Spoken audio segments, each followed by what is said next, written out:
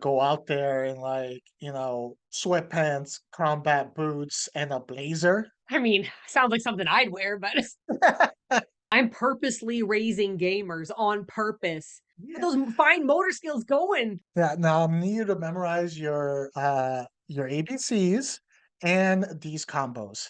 A, B, C, D, F, G, and up, up, left, down, down. Oh, this is the best thing I've ever seen.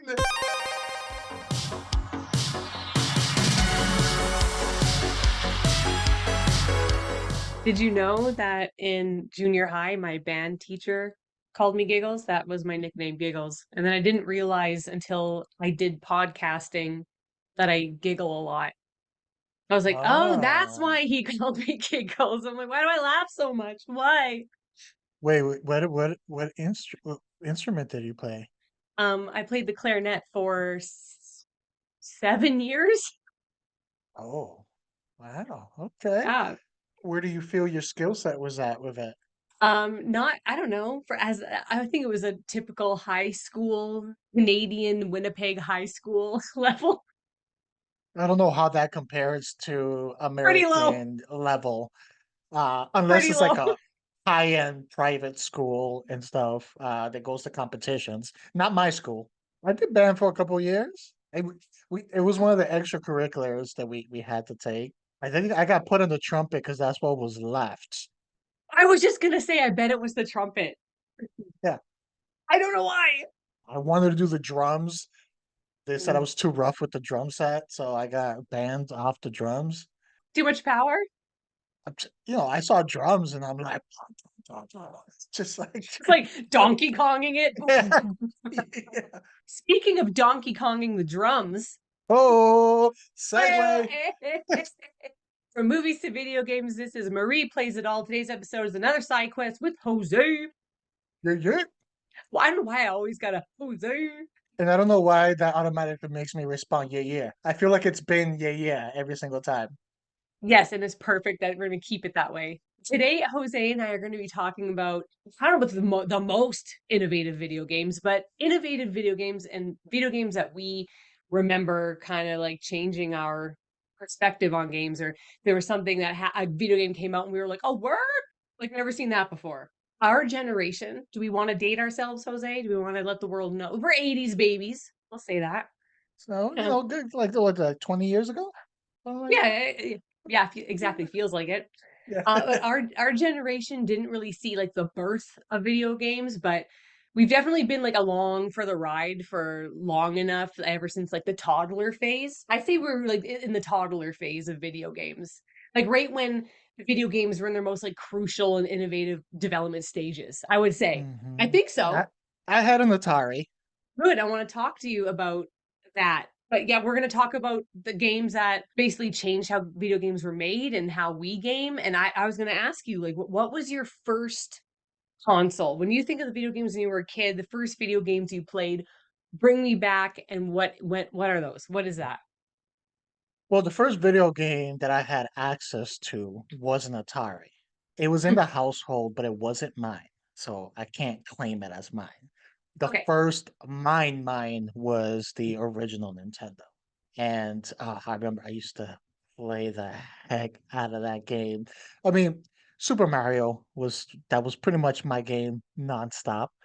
At that point, I wasn't working because I was too young. I was a young kid. Hmm. So I was at the mercy of, having games purchased for me, so I didn't have a huge array of games. So it was pretty much like just overplaying, Mario, Zelda. Those are the 2 big ones that I would just play nonstop.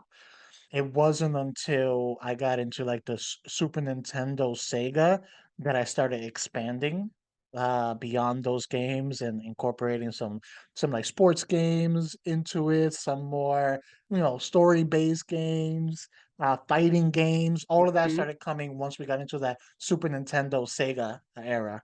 What about you? I come from a gamer family, well, my dad and my brother. And the first console I remember playing on was the ColecoVision and the Intellivision.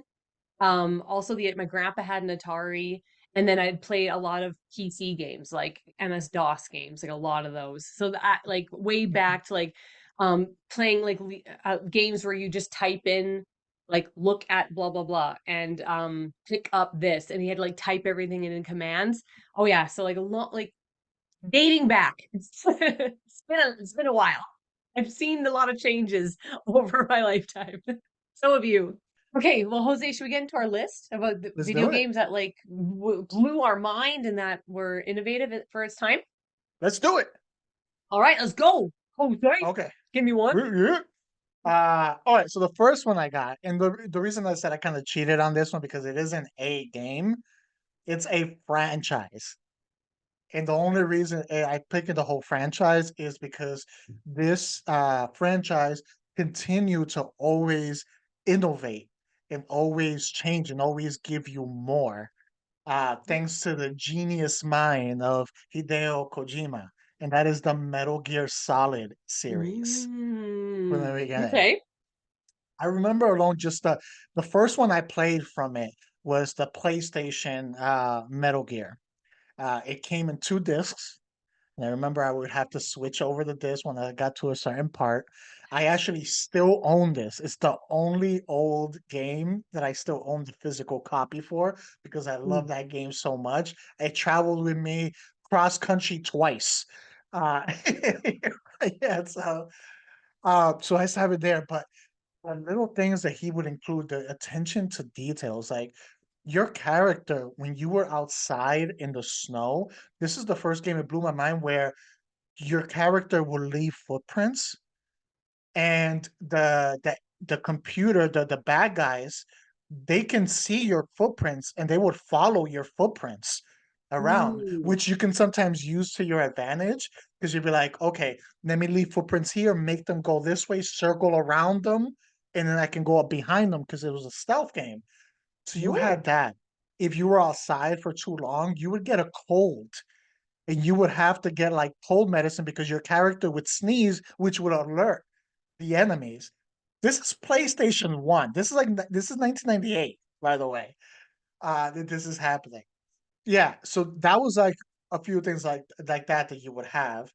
Uh, Okay. but there's this Mm. one boss battle that to this day I'm like, oh my god, like who, what did he think about this?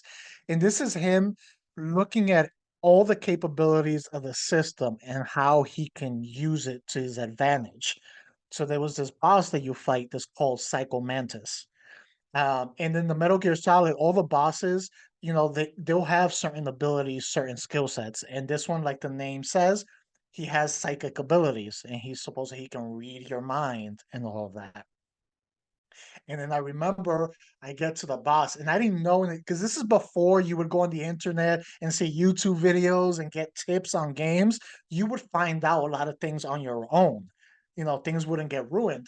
So I go in, I'm facing him. He's talking about giving a speech. It was like, "Oh, you don't believe my power or anything like that." He was like, "Let me see," and he starts like doing like his thing, and he starts telling me games that I've played. He was like, "Oh, you've played this and you've played that." And I'm like, how the hell does he know this? Like, this isn't connected to the internet right now. It's not like our current system where everything's in one. He set it up where it would read your memory card for other Konami games, and he'd be able to Oh. tell that you have certain saves thing there, and they would also read if you were an oversaver like I was, and you like tell you like, oh, it seems like you're overcautious and things like that. It gets better. God. This is like where the PlayStation controller first got like the rumble in it. Mm-hmm. So you had that haptic feedback. He would ask you, he would like tell you to place your controller on the ground, and he would show his power. And then Oh. he would make the controller like vibrate. And I'm here as a kid, and my mind is like blown. I'm like, oh, this is the best thing I've ever seen. But that's not all just for this battle. You have to figure out because after a while you're there, you're trying to shoot him, and you can't hit him. You can't hit him. He reacts to everything that you do. And it took me so long to figure it out again because Here you didn't have the access that you have now to get these tips and figure everything out. Mm. It took me time to figure out just trying anything to defeat this guy. You had to switch the port of your controller because he was reading that port. So he was able to predict what you were doing. So when you switch it to the second port, the controller to the player two, he could no longer read. So then you were able to hit him because he couldn't predict your movements. Isn't that What? insane? And nothing Okay, tells you, nothing gives you a clue. You have to figure that out on your own. so I've never played a Metal Gear Solid game ever. I why I but I've heard people talk about it, and but I've never heard this. I didn't know it was like that. He's known for the detail. In that same game, you have this part with the female protagonist area. Yeah. You're in like one area, and a little thing that I discovered by accident, just because I put my controller down because I was doing something else or grabbing something. If in a certain part, if you like stare at her and you keep staring at her cheeks go red, and she's like, Oh. "Stop it!" Like, who would have thought of that? And you don't discuss. It had nothing to do with the story. It wouldn't advance or anything, but because there was that little like connection between them, if you just happened to stare for too long, she would blush and like no little things like that is what makes the whole Metal Gear series innovative. In one of the later Metal Gears, I think it was Sons of the Patriots, uh, it freaked me out once when I was playing. So I had already been playing probably 4 or 5 hours deep. It's late at night, and I'm getting towards the end, and all of a sudden, it says that my TV Mm. lost connection, and everything starts, like, wigging out and I'm like, "What happened?" I thought my TV or the system busted because it Oh. just, like, shut down and all this weird, like, stuff coming through, so it made it look like your system shut down. And then you hear the voice of one of the characters, and it was like, "Haven't you been playing for too long? Shouldn't you get off the game? Shouldn't you leave?" And it was like it was talking to you, and it was part of the because the whole story of that game is, like, basically like Big Brother, like oversight. This like, the secret organization that's behind pulling the strings of everyone. So Mm. then here you have with the game, it's like it made it like it's been watching you in what you've been doing, and it's like, "You need to get off now." Like, type aspect, and I was just, "What is" it's middle of the night, I'm tired, my eyes are red, I've been gaming way too long, I'm like, "What is happening right now?" But the whole series, you just get things like that, moments like that. It's not one of those series that rehashes 90% of the stuff from the previous game, and then maybe gives you one new mechanic. Hideo Kojima was always a a genius who was never content with being good. He always was like, "What is the next thing? What's the next thing I can do? How can I make this even more creative? How much more detail can I put in?" And in every game, there was always something new that you're like, "Wow, this guy." This made me want to play that whole series like really badly. That is awesome.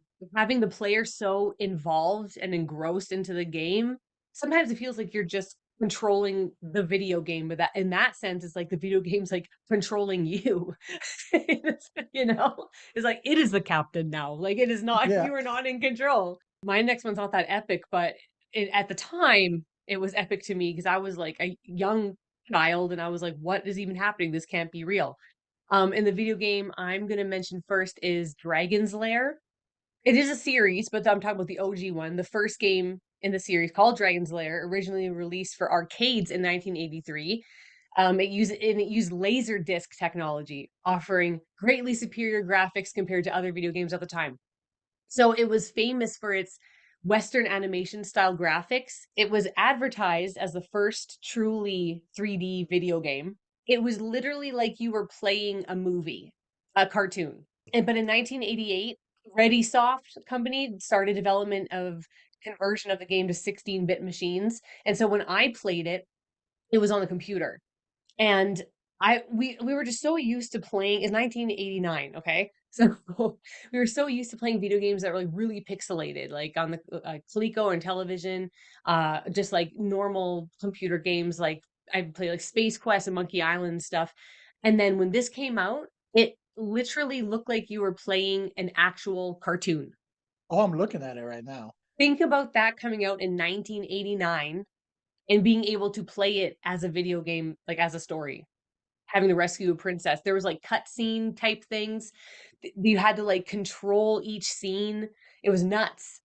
But in that format, it looks better than some of the games you had afterwards Oh that yeah. were aiming more towards realistic, but I mean, technology wasn't there yet. It kind of was there, but not quite. So that's why when it came out, we were like, no, this can't be real. The technology isn't there yet. But it was somehow. But also why it also is innovative is because it was the first video game featuring human voices. Oh, Also, because fun yeah, fact. I know. And it's funny because to like save money, it's just the video game developers use their voices instead of hiring like voice actors. Instead of getting like models and like actors like Trace or like work off of, they for Princess Daphne, she was based off like Playboy. I can see. I'm looking at the picture. She's got a thong suit on, Yeah, with like shimmer on. So I can see yeah. that.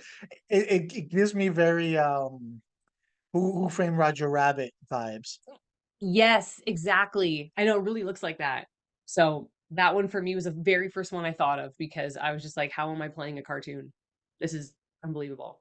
Okay, Jose, what's your next one?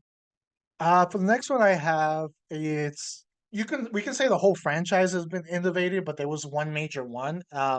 Grand Theft Auto 3. Okay. Grand Theft Auto 3, uh, and correct me if I'm wrong, but I believe it was the first 3D open world games Mm. on Mhm. that one. So before that, it was like open world, but it wasn't 3D. Remember Grand Theft Auto used to have like the over the top like Mhm. view in it and things like that. Yes. So Grand Theft Auto 3 was the first one where they fully rendered a 3D city, open world city where it wasn't linear. You can kind of do what you wanted to do. That innovation that they were able to do with that game became so popular. It led to games like I remember there was a game called I think Drive, which was a big hit for a while. Other games in the future, such as like Saints Row, in there. So then you started getting other games that kind of followed that formula to this day and stuff with these Mhm. not just going open world, but hey, let's fully render a 3D world where we're not looking from the top, we're looking from below, and let you do whatever you want to do within it. And I feel the whole Grand Theft Auto franchise as a whole has been an innovator, and they don't release too often as we see now, where Grand Theft Auto 5 came out in like PlayStation 2 and we're already on PlayStation 5 and it's still going. We just started talking about Grand Theft Auto 6, but they take their time and they innovate. So when Grand Theft Auto 6 comes out, we're gonna see things that we haven't seen before. And probably not just graphically, game mechanics, quality of life additions, things that streamline the game and just make it more immersive. And that's something that company has always done. They've I mean, how many years has it been? It's been more than 30 years, 40 years, maybe since like the original Grand Theft Autos, and they're still just on Grand Theft Auto 5. That's how much Yeah. time they're spending to make sure these games are not just good, but the longevity is there. It surpasses what's out at that time. So like I had to include Grand Theft Auto 3. The thing is, I know people are getting upset that it's taking so long. For me, I'm like, take as long as you need video game companies to make the game instead of releasing it early and then having to do all the updates and like all like if there's crashes and stuff like that. Like, just take your time and release it when you feel confident about it, when you feel like it's good enough. So I can't even imagine what's going to be in the new one. Yeah, I can just imagine what surprises they're gonna give us. My next one, we have to mention this one. Mortal Kombat. That was one of my honorable mentions. Yes, Mortal Kombat came out in what, 1992, and it is the first video game to have a mature rating. And it actually, because it was so violent, there was so much controversy surrounding it led to the creation of the entertainment software rating board, the SRB, the rating system. It's the reason why that exists is because of Mortal Kombat, which is huge to me. Like that is huge. Like how violent it was at the time, like the OG Mhm. one. I remember I never had a Sega, but I remember being at a friend's house and playing it. And I was like, this is like a dark adult Street Fighter. Like, what is this? It kind of felt like it shouldn't be there. Like it was bootleg. Like it was like, what is this game? Like it's my first time seeing it because I didn't own a Sega. I was like, what's happening? You knew as a child that this is changing everything because they're putting stuff in video games now where it's like video games aren't just for kids anymore. Like adults can play them. This is like a rated R, even though that's why it was the whole ESRB was created. It's like a rated R video game at the time. And it was just that was changed the gaming world 100%. No, I agree, and like remember because you had fighting games like Street Fighter and stuff that were like very tame, and Mhm. this one it was a bold move on their part to go this way, and they Mhm. even made it stick out by going with the more realistic motion caption and getting like the real people there to do it. Yes. Yeah, so that made it stick out even more at that point in time. Uh, I remember that when that came out, the hype that I would go to like an arcade and that one was always full. You had to make a line and like put your quarter like on the thing to let them know like, hey, you got Reserved. next after next after next, Yeah. like while you're in there. And fun fact about that one, I think I remember hearing, I don't know the exact details, but the reason it was called like Mortal Kombat with a K is because someone spelled combat wrong and then they decided to keep it. Oh, I like that. Sure. Yes. That's why it's the K and it's stuck. Everyone has a go-to character. Who is your go-to Mortal Kombat character? Um, see, I didn't play it all too much because like I said, I didn't own the Sega like ever. But if I had to pick someone that I liked, probably Scorpion. What? I really love the Really? get over here. Like that's my favorite. I love that. Yeah. Really? Why? Well, Team Scorpion. I mean, Sub-Zero was cool, but being a Team Scorpion, I had to dislike Yes. Sub-Zero because, that's it's the enemies there. So it would just be like I'm like Sub-Zero needs to go down. Scorpion all the way with the skull, the fire, the weapons. Yes. I was like, oh yeah, you keep your icicles, okay? Fire melts icicles. If you're gonna pick fire and ice, you better pick fire. Come on. I mean, like, obviously. Well, and that's why Mortal Kombat's so good too, is because it keeps on getting more and more graphic. They're always like trying to push like an envelope and try to like shock people. And people sometimes, even if you don't buy the game, they just want to look up the fatalities. They just want to look that up on YouTube just to just to see the gore and like how inventive they can be with the fatalities. Oh, and this is like now when you're playing Mortal Kombat, you can just pause and go into the menu and you have like all the moves there. You used to Mm-hmm. have to figure it out or know Yep. someone who figured it out. So that was like it was like the big secret going around. So if you were like go into like an arcade and you knew one of them and you pulled it off, and people be like, "How did you do Ooh. that? How did you know that one? How do you do it?" That was like, you knew the deep secret and no one else knew if you were able to like to figure it out. That thing was like currency. Like you got you got that new Mortal What Kombat else? finisher? What is it? Up, left, up, left. What? What is it? Got any more combos? You got any more combos in there? That was a good choice on that one. It's a thing, Mortal Kombat is still going strong. Yeah. They've evolved. They learned to adapt over time and become more. The recent games have actually had. I didn't play the last one, the ones before. Actually had a good story. So Mm, besides the mhm. fighting, you were playing, the last few Mortal Kombat's for the story, where it's like, "Oh, this is an intriguing Nice. story." When you go back to the original, it was about the fighting, and yeah, you can read the little stories, especially at the end. I think it would give you like the little like this if you won with like Scorpion, like going out to totem, like it'll tell you like the outcome of like Scorpion and all of that in those early Mhm. games. But now you get a full like movie out of these. Because of video game innovation, we can see the movies now. The next one I have here is Heavy Rain. So Heavy Rain, I think I don't know if it came out for multiple systems, but I believe this was around the PlayStation 2 time frame for this, or it was either 2 or 3. I believe it was 2, but it was a story-based game.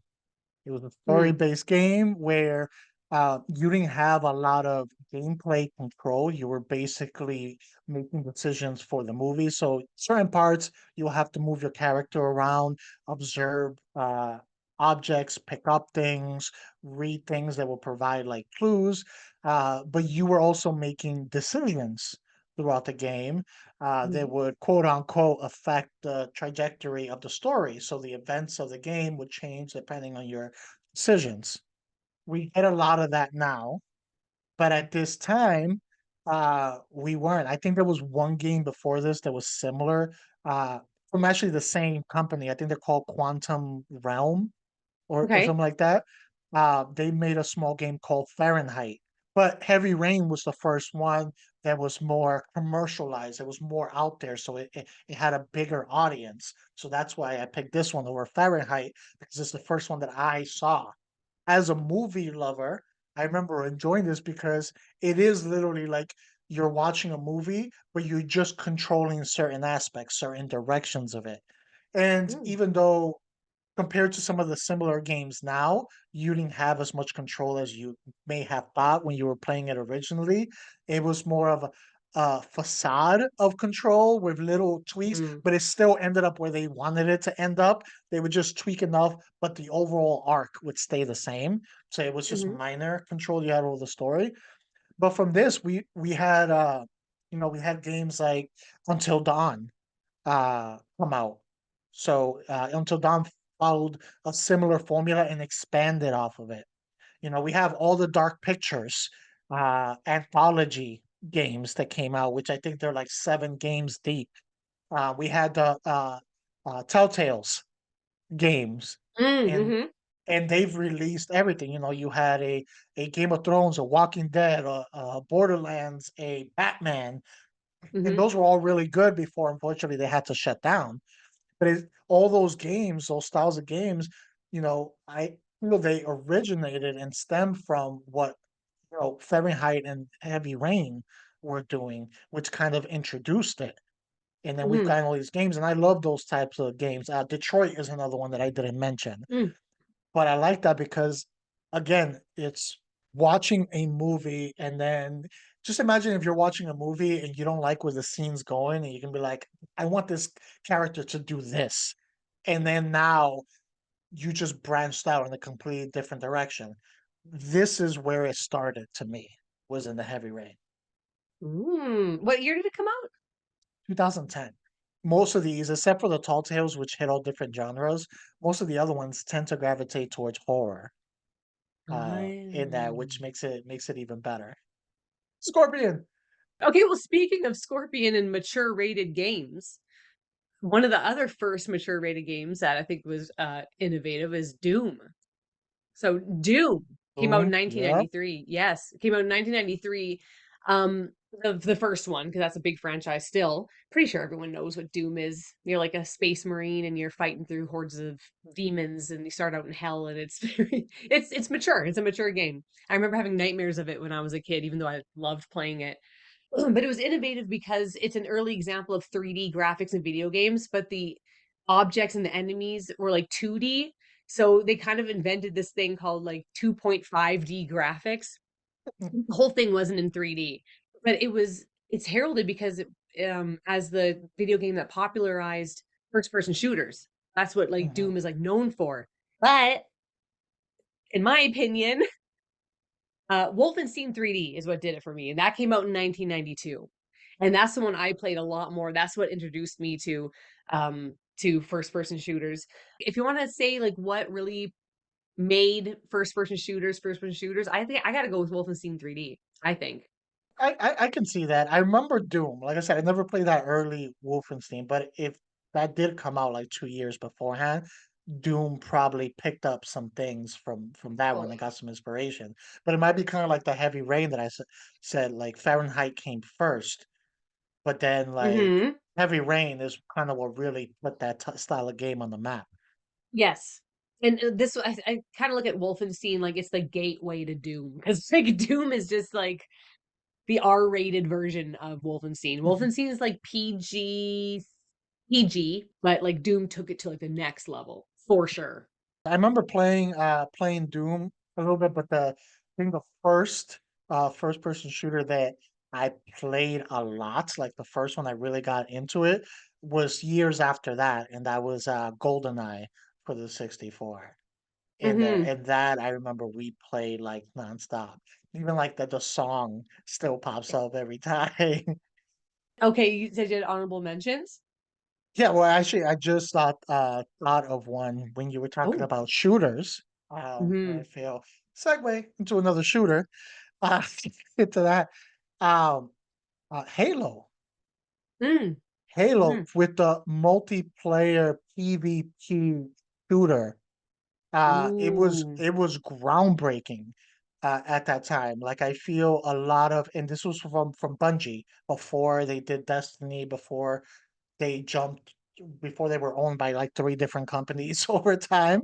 But you Yeah. know, they created Halo, and it was one of the first like just amazing PvP shooters. And I'm not a big PvP shooter at all, but I used to play the heck out of Halo.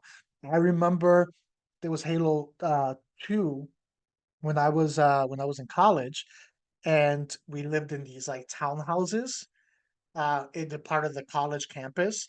And at this Hmm. point, there was no online play or anything like that. And you can never trust anybody. It could be your own mother next to you.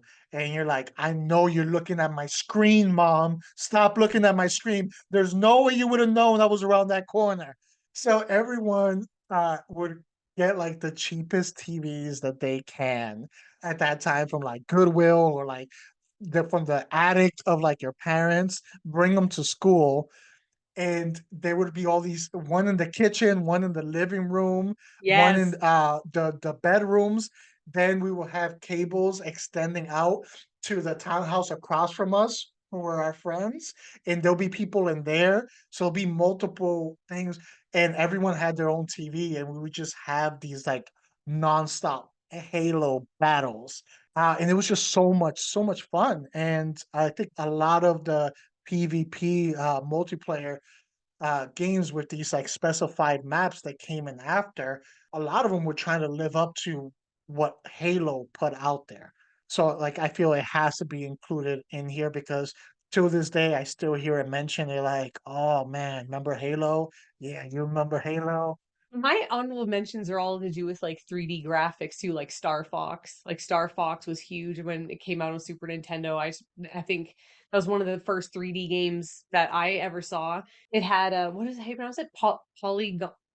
Polygonal graphics where it was everything had like the sides where it kind of looked like origami, you know? Mm, It was just weird to see. Like it didn't like we never saw anything like that. And then when Super Mario 64 came out, that was huge. Remember when Mario 64 mm, came out and you're like, what do you mean it's not side scroller? It was like yeah. it was right over the top, like not open world, but you could like go all different places, like 3D. It was crazy. You That know changed everything. how insane it was to like get used to that because you're used to a certain kind of movement, and then when they switch it up on you, you're like, "What do you mean? I can what? What is happening?" Honestly, to be fair, I prefer my Mario games to be side scrolling. I'm glad they kind of went back to it and now like newer Mario games are side scrollers again because I'm like, Mario shouldn't have this much freedom. He can't traverse the whole world. What is he doing? Thank you guys for watching this episode of Marie Plays It All, the side quest with Jose. Um, Thank you. You can find more of our content on our YouTube channel, Not a Strong Start. You can follow us on Instagram and Twitter at Not a Strong Start. You can listen to us anywhere you listen to your podcast. Don't forget to like and subscribe and share and comment. Comment below what you consider to be some of the most innovative video games. We want to know. Right, Jose? Yeah, let us know. I mean, I'm sure there's a ton that we missed, and these are just some of the things that we have experienced and encountered. There might be some video games that we haven't even played, and they might Mm. have like we just found out last week about an old video game that we hadn't heard about that had a nice little game mechanic that was just pretty innovative, where it builds fear throughout and it makes you kind of like you're going crazy as the character's going crazy, so you start seeing things. And Mm. we found out about that like a week ago, but it's an old game, so I'm sure there's plenty that our audience has played that maybe we didn't that has some really innovative aspects. Yes, please tell us. And then we want to play them if we can, if we have the console. But I don't know. I'm an Xbox player. You're a PlayStation player. I don't know. It's funny how we're friends. I don't know. We both like Scorpion, so it's okay. That's the link. Oh, and you can follow me on Instagram and replays it all. Forgot about that one. And you can find me at This Is Mi Nombre on Instagram.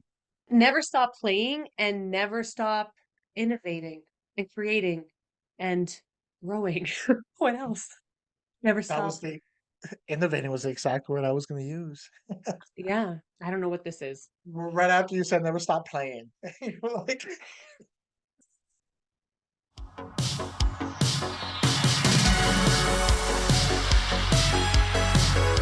Scorpion is better. Shut up.